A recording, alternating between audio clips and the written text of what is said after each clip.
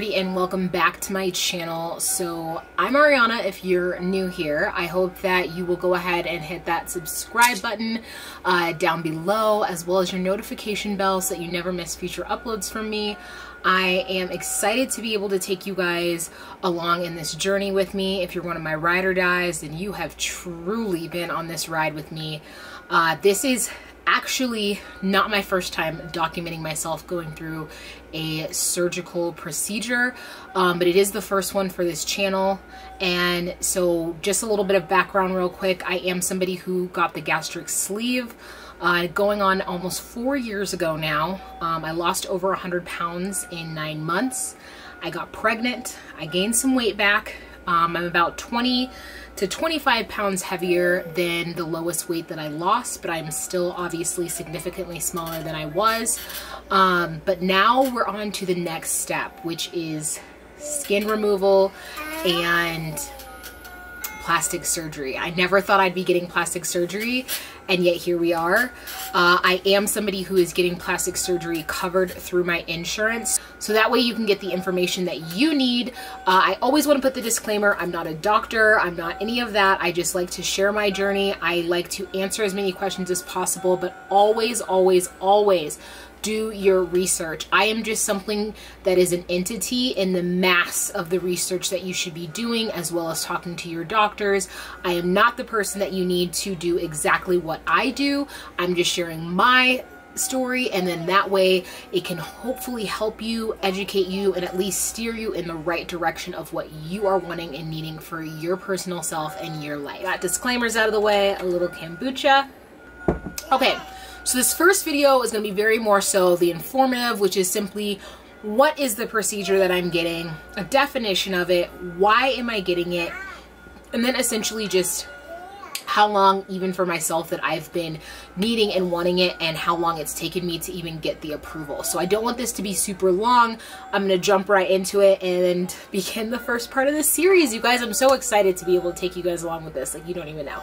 What is it that I'm getting? So I am not removing the loose skin from my arms or thighs or anything yet. The first place that we are attacking is my stomach. I am getting what is called a panniculectomy. Yep, this, guys, a panniculectomy. What the heck is that, you're wondering? I had never heard of it for a long time, and I'm so mad that I didn't know about this, but essentially what a panniculectomy is a tummy tuck. They call it a mini tummy tuck. And here's why. Here's the definition of it. Panniculectomy is a surgical procedure to remove a panniculus, or excess skin, from lower abdomen. It is different than from why can I not say this word today? Abdominoplasty. Oh, yes, Ariana, read. Which, in addition to removing excess skin and fat, tightens abdominal muscles. Essentially, the difference between a panniculectomy and a tummy tuck is that a panniculectomy does not have the muscle repair. So that's really kind of the only difference. There can be some other little things in there that we can dive into later on down the road, but that's the basic difference of it. Next part of this is why. Why am I getting a tummy tuck? I know for the people out there that are like, you could have just dieted a little more. Oh, girl, you could have just worked out with me. I could have been your trainer. Oh, why would you put yourself under that? Like, you know, you want to have more kids, all this kind of stuff. Let me tell you why I have made the decision for my body to have this procedure. First off, I have had the pannus area since I was in 5th grade. It is something that I've always had. Now, granted, it's a different grade than it is now, but it has always bothered me. And this will be the next part into getting into kind of how it's covered by insurance. But I had skin issues starting from being in 5th grade. Would go to the doctor. They were like, the girl's just fat. Put some baby powder on it. Keep on stepping, right? By the time I got to high school, I had discovered I had full-blown breakouts everywhere from that stomach area, groin area, underneath my breasts, my underarms. Like, I was just in so much pain all the time. Side note, I think that's why I was able to survive natural childbirth, is because I literally was in pain for 28 years of my life. But anyways, so literally always in pain, and I'm talking excruciating pain of having boils that were about this size, and like I said, either my underarm, my bras, my groin, and constantly getting, I always had one every week. It just depended on the area. I would have multiple of them and they would just burst, and it was really, really ugly, really, really disgusting. As you can imagine, as a female in the era before we had Tess Holiday, before we had all these women speaking out about body positivity and accepting yourself, I felt so bad about myself. I didn't talk about it with a lot of people. I hid it from a lot of people because for me, and especially in that age, it was just, I felt disgusting. So fast forward again to adulthood, marrying my husband, going and seeing a doctor. Finally, after all of this time, doctors have discovered it actually is a disease. So I do have a skin disease called hidradenitis suppurativa, which is something that you guys could look up, or if you guys want to hear about it in a whole separate video, I can do. But needless to say, it's something that I've struggled with obviously for a very long time. When I got the gastric sleeve and lost the weight, it did deflate my upper belly. I still had that pannus no matter what I did. It did not shrink in size. Like, let me make that very, very clear. It has never shrank in size. It has stayed the same. Everything else on me, my stomach and stuff up top has gotten flatter, but that pannus has stayed the same. And then it started to actually, because of the deflating from the top and not being lifted from my upper belly, started to sag even more. But then I got pregnant. When I got pregnant, I actually got some relief because obviously by the time I was in my last month and I was like a whale and had this big old belly, my stomach was actually lifted. So I didn't have as much of the friction and the issues that I was going on. So with not having all of some of that friction and some of the issues, it kind of helped a little bit and actually kind of made it dormant. But then after my son, it went lower. So there are different grades to what they consider, which again we'll talk about with insurance, for you to be at when it comes to this pannus, and it goes from grade 1 to grade 5. I am now currently a grade 3, which means that mine comes to my thighs. So essentially you have like what we would call kind of the little pooch, then you've got it covering your vajayjay or your man bits, and then you've got it to your thighs, then you've got it to your knees and lower than your knees. So I am at the thigh area when it comes to standing and how low my stomach will go, and where you see from the side where it comes to. So, it's almost kind of hard to like admit this, you know, like out here in person, but also liberating to get this off my chest of just what I've had going on.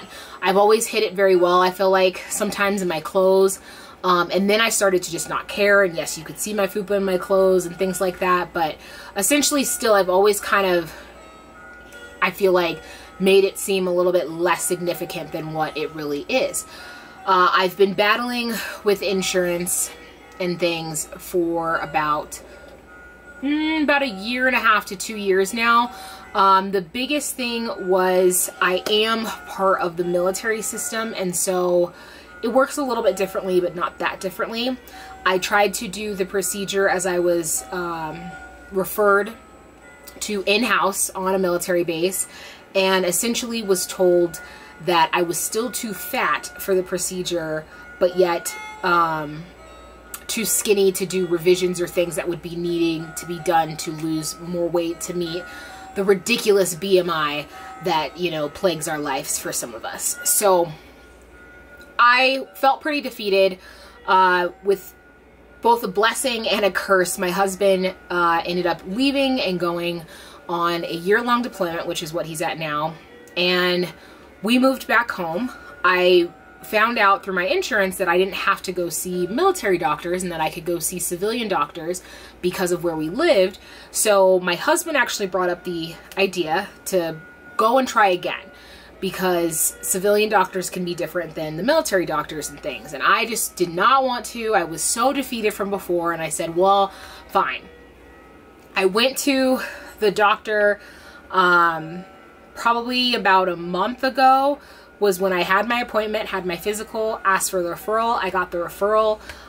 Within about 2 weeks, I had my consultation at the plastic surgeon's. He was like, yes, yes, yes, girl, and sent that off. TRICARE approved it within about 4 business days. So that's how crazy fast that was, which kind of has me a little salty from before, but I'm just happy to have been approved now. I do want to make a separate video, I think, exactly what it is that you need when it comes to insurance-wise to be able to approve this. But essentially, I am going through insurance. I do meet the criteria. There are 2 different paths to when it comes to the criteria in order to meet it. And when I was doing research, I found this to be pretty true, whether you had military, whether you had United Healthcare, whether you had, you know, Kaiser, like, so different insurances. I did find that there's basically the same gist of things that you have to have, same medical codes. It's just a matter of like your doctor and things. So that's why I want to make that a different video, because that can be a little bit lengthier. And like I said, I don't want these to be too long, too much information that I'm throwing at you guys, and then you're like lost in the sauce, you know? I just wanted to kind of come on, give that background, say what it is that I'm getting. I am getting the procedure done. As of right now, my procedure is scheduled for November 6th, which is election day.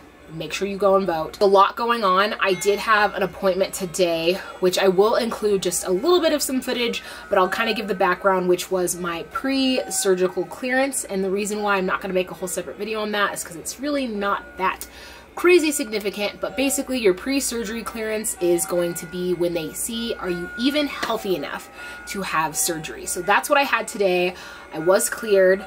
It was a little bit of some stuff, which you guys will see right here. Okay, so here at the doctor's, and they've done just my weight and my, you know, like blood pressure and stuff. They said that they didn't get the facts of what they need for my surgery, so she's gonna go check to make sure that they didn't get the facts and then come back to me to let me know, in case I gotta call the office to be like, need a fax over what it is you need for me to have this clearance for surgery. This is one of the things that I kind of hate about when you have places where they're not all the same, like in-house, is stuff can get jumbled like this, but we're waiting. Okay, so I just finished talking with the doctor, and like essentially, you know, she's like, yeah, you're healthy, but we're still waiting on the fax. The nurse has called twice, and so they said that they faxed it again, so she's checking. Like, it's the only thing that just gets kind of frustrating, and you really hope that it's just that they're paperwork and their back end part is this unorganized, but like I really feel like the surgeon though is on point, so we're just waiting. I literally wasn't recording that at all. So basically we got the fax in only for it to be that basically they just want notes from my provider saying that I'm healthy enough for surgery. So in other words, we didn't even need to be waiting. But it's okay. I am just waiting for the doctor because she went into another appointment, so she'll come back into here because we've just been waiting, and she'll let me know which blood work that I need to do just to be safe. But she's like, you're healthy enough for surgery. So we've made it out of this stage. Next is the pre-op.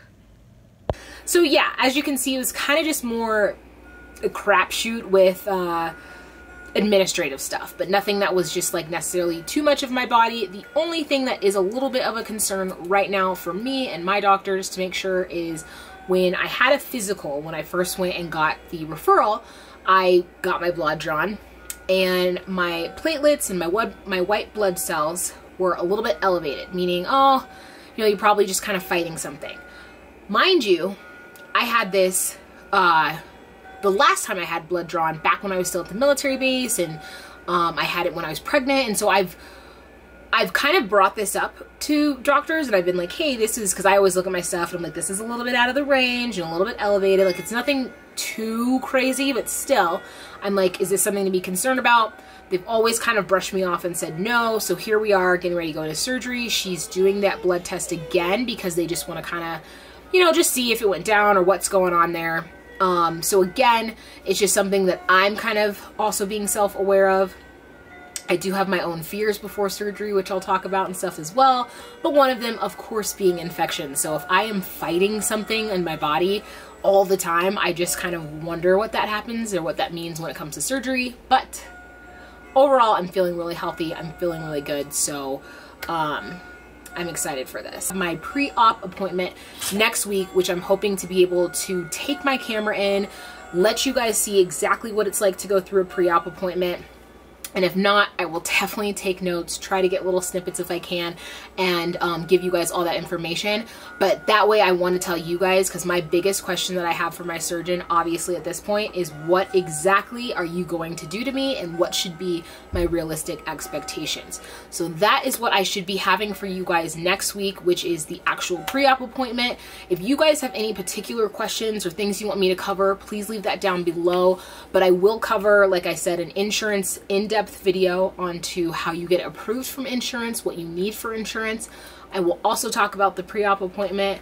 I'll talk about my fears when it comes to surgery, and I will also talk about what I'm packing even for my surgery, what to expect. Obviously, I'll take you guys through the surgery, through the recovery, and beyond. I've always been somebody to be very, very detailed and in-depth when it comes to my life, my surgeries, and be an open book. So I hope, again, to be that for you guys in this procedure. I would love to know if any of you guys are thinking about getting the procedure, you've had the procedure, you're gonna get the procedure. Leave that down below and share this video with anybody who you know who might be going through this and has some questions. So thank you, and I'll see you in another video. Mwah!